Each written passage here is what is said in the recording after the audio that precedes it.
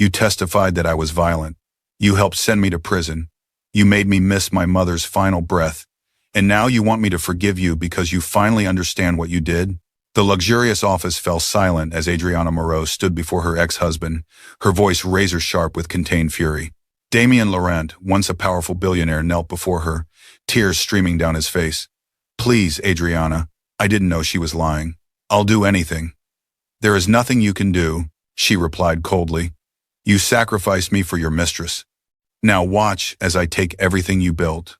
Welcome to another emotional journey on Mr. Cael Stories. For my loyal subscribers, thank you for joining me again. If you're new, prepare yourself for a tale of betrayal, justice, and rebirth that will leave you breathless. When a woman is wrongfully imprisoned by the man who vowed to love her forever, what emerges from those prison walls isn't a victim, but a force of nature ready to reclaim everything that was stolen from her. If you've ever wondered how far someone would go for revenge or justice, this story will show you the fine line between the two. Like this video now if you believe betrayal deserves consequences, and let's begin this incredible journey. 15 years ago, rain poured over Paris as Damien Laurent dropped to one knee on the balcony of their suite overlooking the Eiffel Tower. Lightning illuminated the sky as he presented a 5-carat diamond that sparkled like the future they'd promised each other. Adriana Moreau, he said, voice trembling. You've been by my side when no one believed in me. Will you build an empire with me as my wife? She said yes, through tears of joy. And that night, they made love as the storm raged outside, unaware that a different tempest would one day tear them apart. The penthouse they now called home stood 48 stories above the city, a testament to what they'd built together. Laurent Global had grown from a dream in a studio apartment to a multi-billion-dollar conglomerate with holdings in tech, real estate, and pharmaceuticals. Every acquisition, every late night, every risk, they'd faced them together as equals. On their 15th anniversary, Adriana stood before the floor-to-ceiling windows watching the sunset paint the sky in brilliant orange. Her red Valentino gown clung to her curves, the fabric so thin it was almost translucent. Damien had always loved her in red, said it made her look forbidden, dangerous. But the danger tonight wasn't her dress. It was the knowledge she'd carried for 6 months. The click of expensive shoes on marble announced his arrival. Damien's reflection appeared in the glass behind her, still devastatingly handsome at 42. You look stunning, he said, his voice carrying that rough edge it always got when he wanted her. Adriana turned slowly, deliberately. Do I? Stunning enough to keep your attention? Something flickered across his face, guilt perhaps, or fear that she knew. Always, he said, but the word rang hollow. She moved toward him with feline grace, pressing her body against his, feeling his immediate response. Her hands ran up his chest, over his expensive shirt, to the collar she slowly loosened. Liar, she whispered against his mouth before kissing him. It was a kiss born of fury and heartbreak and desperate desire. Damien groaned, hands finding her hips, pulling her harder against him. For a moment, they were what they'd once been, two people who couldn't get enough of each other, who'd made love in private jets, in the back of limousines, against these very windows. Adriana broke the kiss, stepping back, leaving him breathing hard. She called me today, she said conversationally. Natalia, your mistress. She wanted me to know she's pregnant. The color drained from his face. Adriana, 15 weeks, she said, which means it started around the time we were in Santorini. Her voice remained steady despite the storm inside her. Remember Santorini, Damien? When you said you needed to come back early for that emergency meeting? Was the emergency getting her pregnant? It's not. Don't insult me with lies, she cut him off. Not anymore. She turned back to the windows, staring at the empire they'd built. I know you love me, Damien, but you love your guilt more. And you're too much of a coward to just leave, so you'll make me the villain in whatever story you tell yourself. His silence confirmed everything. What Adriana couldn't know was how prophetic those words would become, or that within months, she would be sitting in a prison cell, convicted of a crime she never committed, all because the man who vowed to protect her chose to protect his mistress instead. Would you fight for justice after such betrayal, or would your heart still yearn for the love you lost? Comment below and let me know your thoughts as we continue this journey of love, betrayal, and redemption. The gallery buzzed with Manhattan's elite, champagne flutes clinking as critics praised Adriana's latest exhibition. After discovering Damien's affair, she'd channeled her rage into art canvas and paint, becoming the only place she could be honest about the corrosion eating at her heart. Her latest collection, Beautiful Lies, had sold out within hours of opening. Six-figure sums exchanged for pieces created while her marriage disintegrated. "Your work has never been more powerful," the mayor said, kissing her cheek. "The raw emotion is palpable." Adriana smiled, though it didn't reach her eyes. Pain has a way of clarifying things. She was accepting another congratulation when the gallery's chatter suddenly died. Two detectives cut through the crowd, their expressions grim, badges glinting under the gallery lights. "Adriana Moreau-Laurent?" The taller one approached her. "You're under arrest for assault and causing fetal death." Time slowed. Cameras flashed, capturing her transformation from celebrated artist to accused criminal in an instant. "There must be some mistake," she said, setting down her champagne with a steady hand. "No mistake, ma'am." Cold metal handcuffs closed around her wrists. "You have the right to remain silent." The detective's voice faded as Adriana's eyes found Damien standing at the gallery entrance, Natalia beside him, her hand protectively over her flat stomach. The younger woman's face held an expression Adriana recognized, immediately triumph. "Natalia Voss claims you confronted her at your gallery last Wednesday," Adriana's public defender explained in the holding cell. "She says you pushed her down the stairs during an argument about her relationship with your husband, causing her to miscarry." "That's impossible," Adriana replied. "I was at the Children's Hospital fundraiser that entire evening. There are photographs, witnesses. We're gathering that evidence, but..." The lawyer hesitated. "Your husband has provided a statement corroborating Miss Voss's account." The words landed like blows. "What?" "He claims you'd become unstable since discovering the affair, that you'd made threats against Miss Voss previously." "That's a lie." Adriana's voice was barely audible. "I never even spoke to her." The courtroom smelled of old wood and broken promises. Adriana sat perfectly still as Damien took the stand, unrecognizable in his role as her accuser. "Mr. Laurent," the prosecutor asked, "can you describe your wife's behavior after learning of your relationship with Miss Voss?" Damien wouldn't meet Adriana's eyes. She changed, became obsessive, unpredictable. "Did she threaten Miss Voss?" she said. Damien cleared his throat. "She said she would make Natalia disappear from our lives permanently." Gasps rippled through the courtroom. Adriana's hands trembled. The man speaking wasn't her husband of 15 years. This stranger wore his face but spoke words that would destroy her. When it was Natalia's turn, she wept delicately on the stand, one hand resting on her stomach, as she described a confrontation that had never happened. "I just wanted to apologize," Natalia said softly. "I went to the gallery to tell her I was sorry, that I never meant to fall in love with Damien." "And what was her response?" the prosecutor prompted. "She called me a whore." Natalia's voice broke.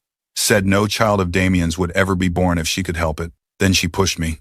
I remember falling, reaching for the railing." She dissolved into tears. From her seat, Adriana watched Damien's face. Was that doubt flickering behind his eyes? Or was she imagining the man she'd once known still existed? "Guilty." The judge's voice echoed through the chamber. 3 years, 1,095 days.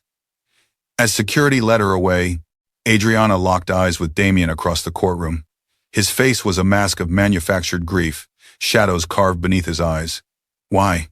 she mouthed silently. He looked away. That night in her cell, Adriana curled into herself on the thin mattress. The prison's walls seemed to close in, suffocating her with their finality. Strip searches, constant noise, privacy, a distant memory. But nothing compared to the nightmares Damien's testimony playing on loop, his voice calling her dangerous, unstable, obsessive. "First night's the hardest," said a voice from the darkness. Her cellmate, a woman named Rosa, watched her from the opposite bunk. "I didn't do it," Adriana whispered. Rosa gave a bitter laugh. "Honey, in here, nobody did it. He was everything to me." The confession escaped before Adriana could stop it. 15 years together, and he threw me away like garbage. "Men are garbage," Rosa agreed. "The question is, what are you going to do about it when you get out?" Adriana closed her eyes. "I don't know if I'll survive this place." "You will," Rosa said firmly. "And when you do, you'll make him regret ever forgetting who you are." If this betrayal has your blood boiling, hit that like button right now.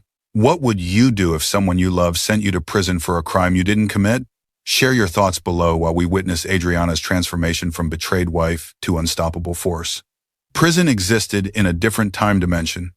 Days stretched endlessly while months vanished in a blink. Adriana marked her calendar meticulously, each X representing another day of her life stolen. After the first month of tears, something shifted inside her. The devastation calcified into determination, the heartbreak into purpose. "You've got mail," the guard announced, sliding an envelope through the cell bars. Rosa watched as Adriana examined her sister Elena's handwriting. "Good news?" Adriana's face remained impassive as she read. "My mother's cancer is back. Stage 4. The doctors give her 6 months." "Jesus," Rosa murmured. "Can you request compassionate leave? My conviction makes me ineligible." Adriana folded the letter with mechanical precision. "The woman who raised me will die while I'm in here for a crime I didn't commit." That night, Adriana stared at the ceiling, no longer crying. Something fundamental had changed, as if the last piece of the woman she'd been had finally broken away, leaving someone new in her place. "Something doesn't add up about your case," Rosa said 2 weeks later as they exercised in the yard. At 53, the former nurse had become Adriana's unlikely ally.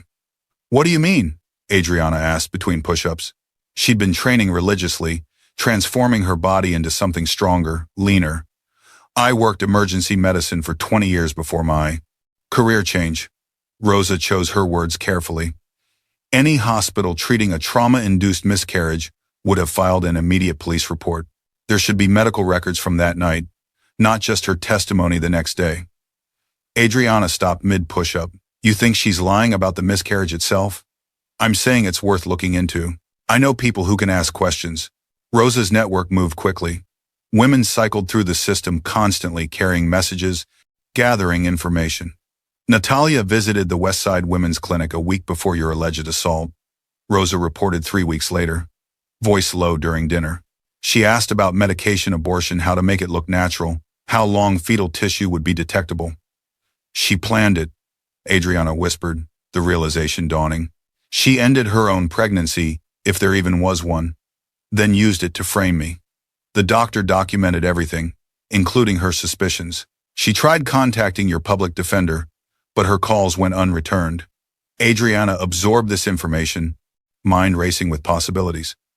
"We need to get this to someone who can help me." "Already working on it," Rosa assured her. "My former colleague knows a lawyer with the Innocence Project." The call came on a Tuesday. Adriana listened as Elena's voice broke over the prison phone.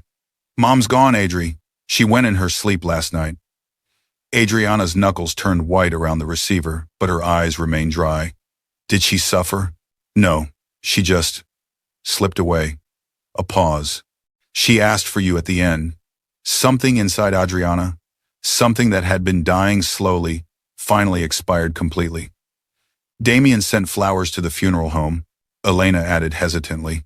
"Throw them away," Adriana replied, her voice hollow. "And Elena? Don't let him attend the funeral. He doesn't deserve to mourn her."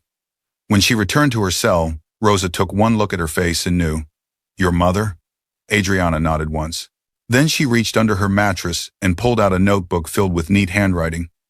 "What's this?" Rosa asked. "Laurent Global's vulnerabilities. Weak points in Damien's business empire, board members who could be turned against him, investment strategies he's exposed on." Adriana's eyes were clear, focused. "I've been studying everything I can remember about his company."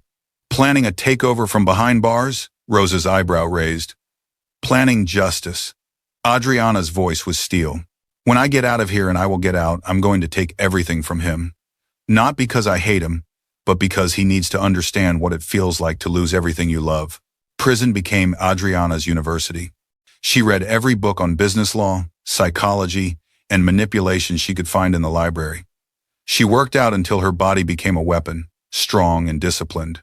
She studied other inmates, learning how power truly operated, how loyalty was earned, how to make people follow you without forcing them. During the day, she helped women write appeals, taught literacy classes, built a network of allies who would remember her name when they got out. At night, she refined her plans. Damien tried visiting every week. She refused him each time, imagining him sitting in that visiting room for hours, wedding photo in hand, waiting for a wife who would never come. Let him feel abandoned. Let him understand how it felt when someone you trusted completely turned their back on you. The woman who had loved Damien Laurent with blind devotion was dead. What was emerging was something far more dangerous, a woman with nothing left to lose and everything to reclaim. After 13 months, her lawyer arrived with news that changed everything. The clinic doctor's testimony has been admitted, he said, eyes bright with victory. Natalia's story is unraveling. The DA is moving to vacate your conviction. Adriana's face revealed nothing as she asked, "When do I get out?" I can see the fire in your eyes watching Adriana's transformation.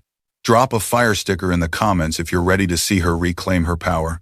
And if you're wondering what Adriana has planned for Damien and Natalia, make sure you're subscribed so you don't miss the justice that's coming next. The morning of Adriana's release dawned clear and bright, as if the universe itself acknowledged the justice finally served. She walked through the prison gates wearing clothes her sister had brought, a sleek black pantsuit that hung slightly loose on her transformed frame. "Miss Moreau," reporters swarmed, cameras flashing. "How does it feel to be exonerated? Do you blame your ex-husband for your wrongful conviction? Will you be suing the state?" Adriana ignored them all, her eyes fixed on the figure standing apart from the crowd. Damien Laurent looked destroyed. His designer suit hung from a frame that had lost at least 20 pounds. Deep lines etched his once handsome face. Dark circles shadowed his eyes.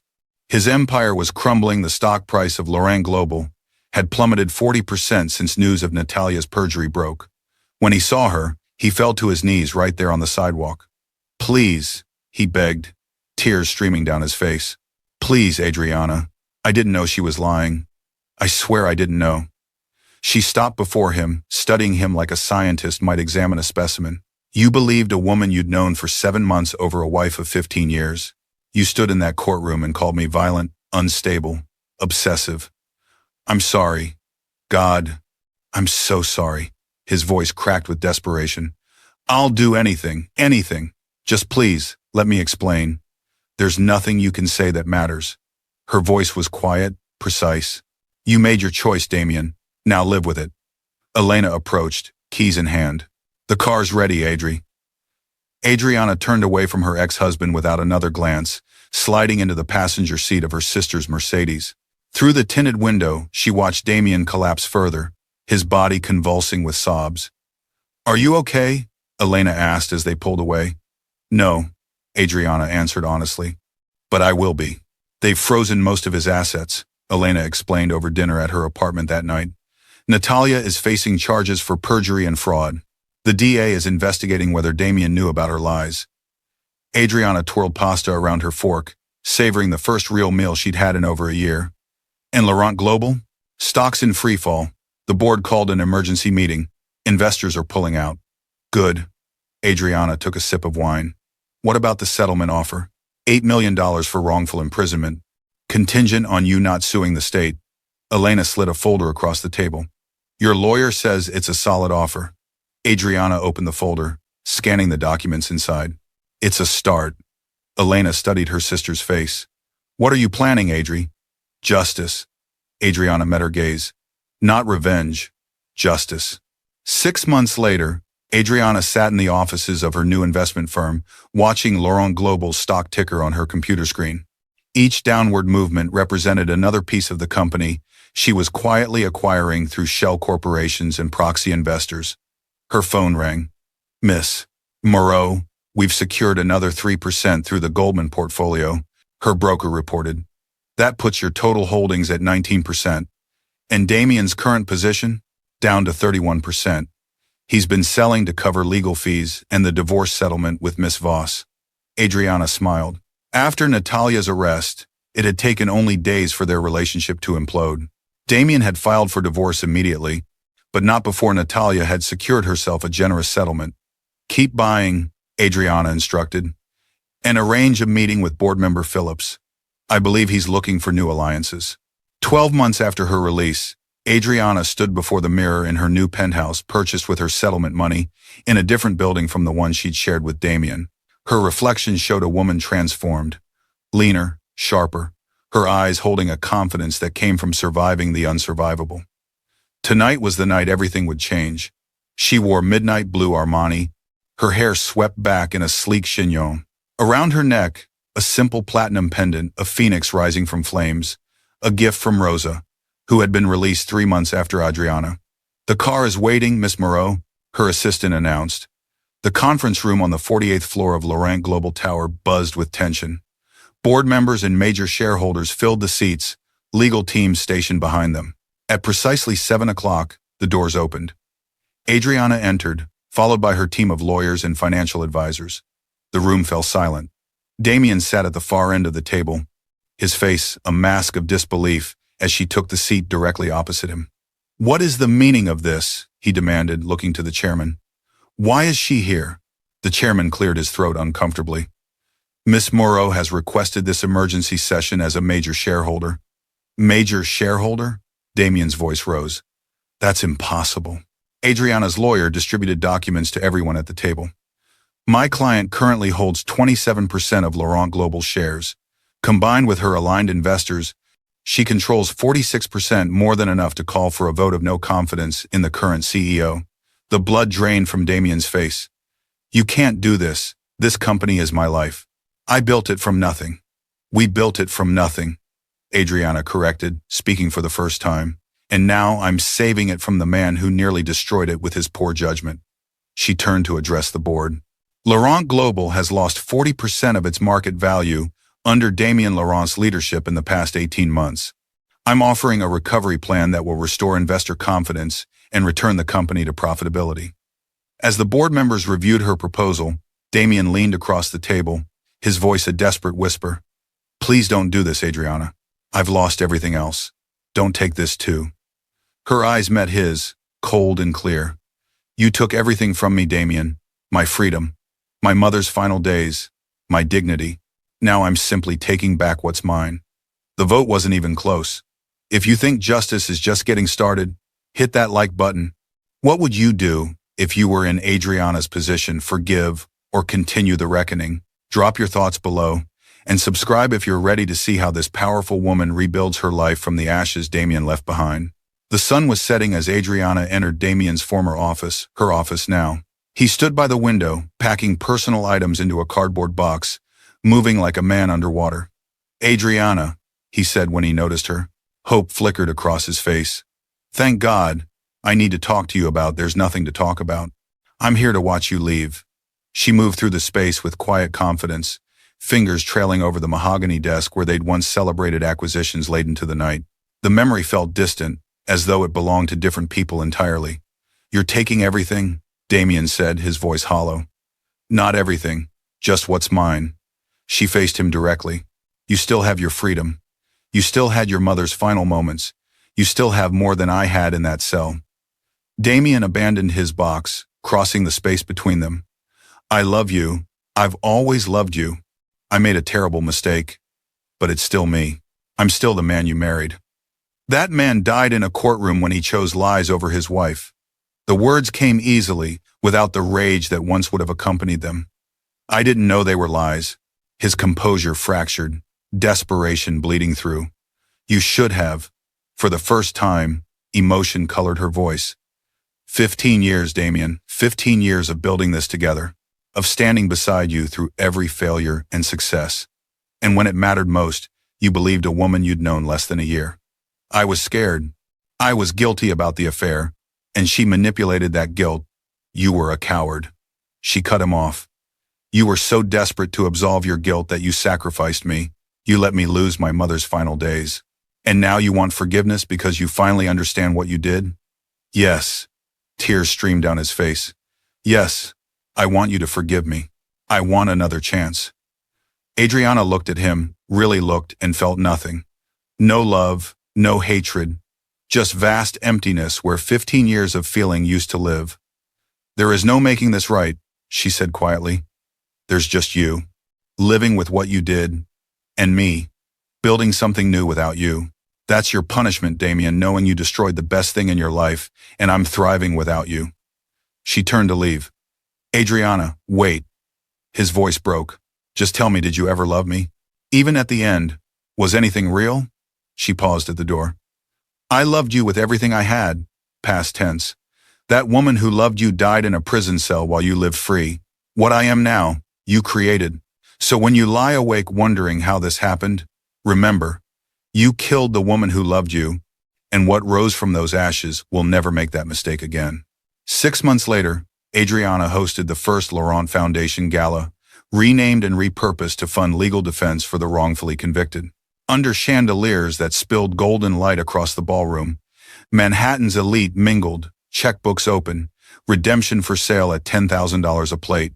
She wore emerald green, a Dior creation that caught the light with every movement.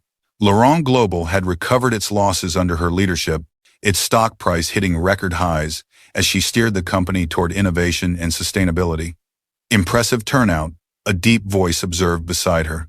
She turned to find a tall man with intelligent eyes studying her. Dr. Marcus Reed, he introduced himself. Civil rights attorney, your foundation's work is extraordinary. Thank you for coming, Dr. Reed. She appraised him openly. Though I suspect you'd rather be in a courtroom than a ballroom. His laugh was warm, genuine. Guilty as charged. But sometimes the fight for justice requires both. Would you care to continue this conversation somewhere quieter? She asked, surprising herself with the directness. They found a secluded balcony overlooking the city lights. For an hour they discussed prison reform, legal advocacy, the systemic failures that trapped innocent people behind bars. You speak from experience? He noted, not as a question. 13 months, 2 weeks, 3 days. She didn't elaborate further. I've read about your case. His eyes held respect, not pity. What you've done since turning personal tragedy into systemic change, it's remarkable. Necessary, she corrected. What happened to me happens to thousands who don't have the resources to fight back. Marcus stepped closer. May I ask you something personal? She nodded, curious. How do you still believe in anything good after what you've been through? The question caught her off guard with its honesty. Who says I do? The foundation, the legal fund, the second chances you've created for others. His gaze was steady. Those aren't the actions of someone who's given up on goodness. Adriana considered this. Perhaps I believe in justice more than goodness. They can be the same thing, he suggested. Can they? She turned to face him fully. What do you believe in, Dr. Reed? Right now, his eyes held hers. The possibility of new beginnings. When he kissed her, it wasn't the desperate passion she'd known with Damien. It was something richer, intentional, patient, built on respect rather than possession. His hands framed her face with gentle reverence, and for the first time in years, Adriana felt something frozen inside her begin to thaw. 1 year later, Adriana stood in the nursery of her new home, watching her daughter sleep peacefully in her crib. Sophia Elena Moreau, named for her grandmother and aunt, carrying Adriana's surname alone, was 3 months old, perfect and untouched by the past that had nearly destroyed her mother. Her phone lit up with a text from Marcus, who was arguing a case in Washington. Asterisk, missing my girls. Home tomorrow. Love you both more than words. Asterisk, Adriana smiled, typing back. Asterisk, we're waiting. Hurry home. Asterisk, she looked down at her sleeping daughter. This miracle of new beginnings, and thought about the woman she'd been. The one who had loved Damien Laurent with everything she had. The one who had built an empire beside him. The one who had believed in forever. That woman had died in a courtroom, been buried in a prison cell. What had risen from those ashes was someone stronger. Someone who understood that survival wasn't the victory building a life worth living was. Damien had sent her to prison to please his mistress. He'd sacrificed everything to absolve his guilt. And in trying to destroy her, he'd set her free. If this powerful journey of rebirth moved you, hit that subscribe button right now. The greatest revenge isn't taking everything from those who hurt you, it's finding happiness they can never touch. Have you ever had to rebuild your life after betrayal? Share your story of rising from the ashes below, and join me next week for another unforgettable tale. 3 years after walking out of prison, Adriana Moreau stood at the podium of the National Justice Reform Conference. Hundreds of faces turned toward her in rapt attention. Freedom isn't just about being outside prison walls, she told the audience, her voice steady and clear. It's about reclaiming your power when someone has tried to erase you from existence. It's about building something so magnificent from your pain that those who hurt you must live forever in the shadow of what you've become. The applause was deafening. In the front row, Marcus sat with their daughter Sophia on his lap, his eyes shining with pride as he watched his wife command the room. The Laurent Foundation, now the Moreau Justice Initiative, had helped exonerate 23 wrongfully convicted people. Adriana's legal defense network operated in 8 states. The memoir she'd written about her experience had transformed the national conversation about witness testimony and prosecutorial oversight. As she stepped down from the stage, a conference organizer approached her. "There's someone asking to speak with you," he said hesitantly. "I told him you likely wouldn't be available, but he insisted I at least pass along the message." "Who is it?" Adriana asked, though she already knew. "Damien Laurent." She found him in a quiet corner of the conference center, looking smaller than she remembered. The once powerful CEO now worked as a business consultant in a small firm across the country. His hair had grayed at the temples, and the expensive suit he wore couldn't disguise how much he'd aged. "Adriana," he said, his voice catching. "Thank you for seeing me." 2 minutes, she replied coolly. "That's all I can give you."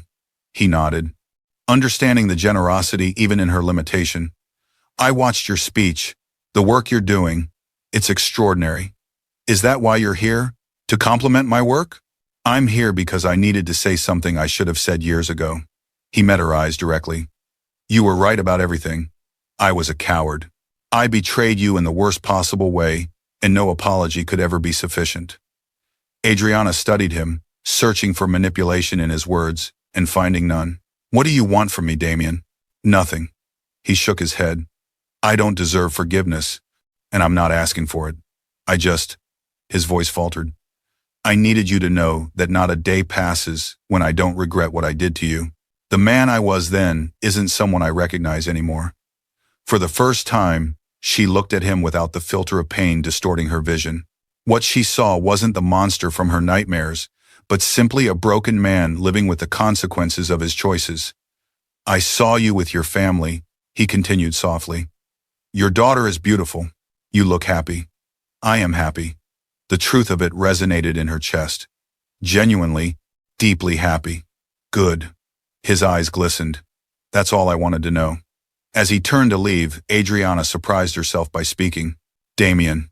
He paused, hope flashing briefly across his face. "I don't forgive you," she said plainly. "I don't think I ever will, but I'm grateful." Confusion replaced hope.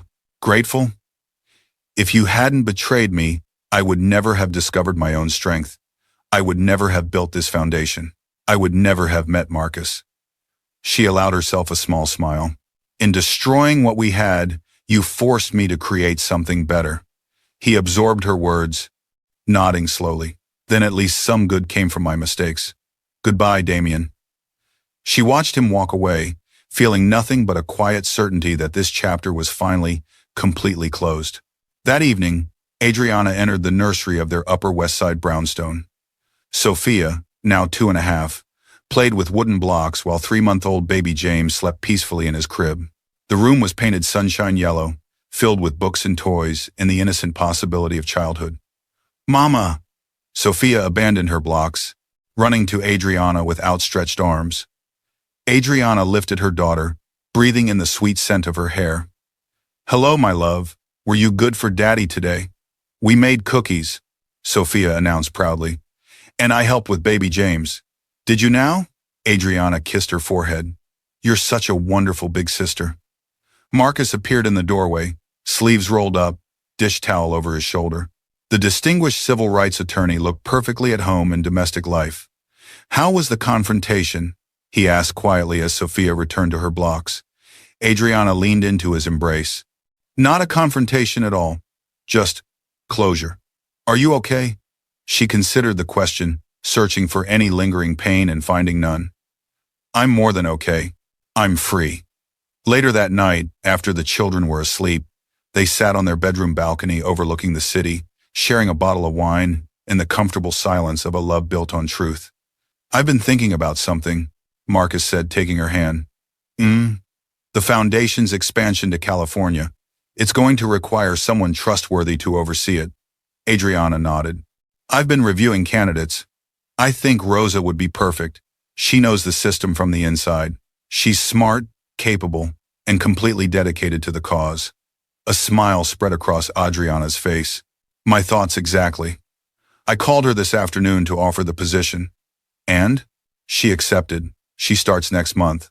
Marcus squeezed her hand. You're changing lives, you know. Not just the people you help exonerate, but everyone who works with you. We're changing lives, she corrected him. Together.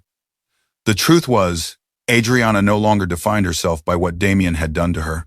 That chapter, while formative, was just one part of a much larger story she was writing with each choice, each day, each act of justice and love.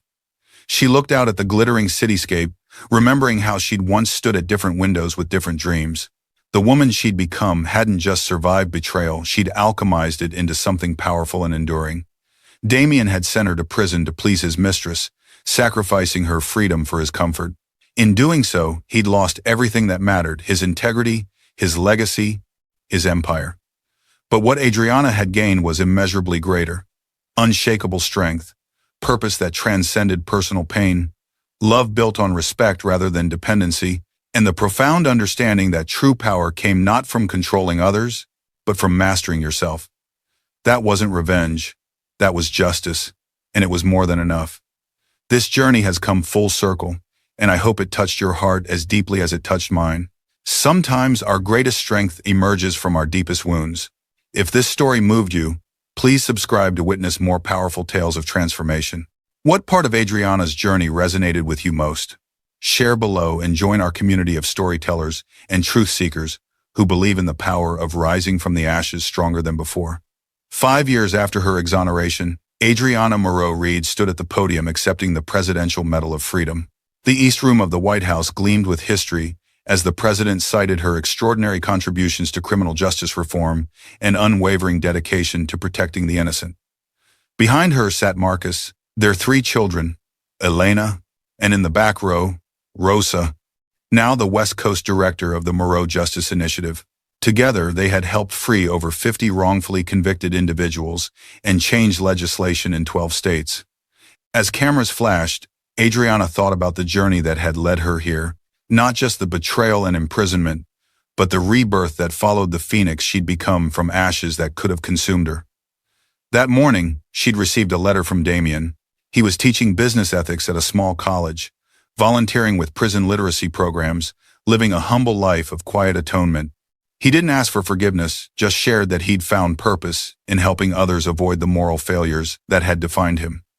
Adriana had read the letter without anger, without pain. Their connection, once so defining, was now just a chapter in a much larger story. In accepting this honor, she told the audience, her voice clear and strong, I stand before you not as a victim, but as living proof that our darkest moments need not define us. They can transform us. Her eyes found Marcus and their children. Sophia, now 7, sat tall and proud. James, 5, fidgeted in his suit. Baby Eliana, just 18 months, dozed in her father's arms. This was her legacy, not vengeance or bitterness, but love and justice intertwined. A life rebuilt not despite her wounds, but because of them. We rise, she concluded simply, by lifting others. Thank you for joining me on this powerful journey of betrayal and redemption. If Adriana's story touched your heart, please subscribe for more tales that explore the depths of the human spirit. What would you fight for if everything was taken from you? Share your thoughts below, and remember, sometimes our greatest strength emerges when we've lost everything else.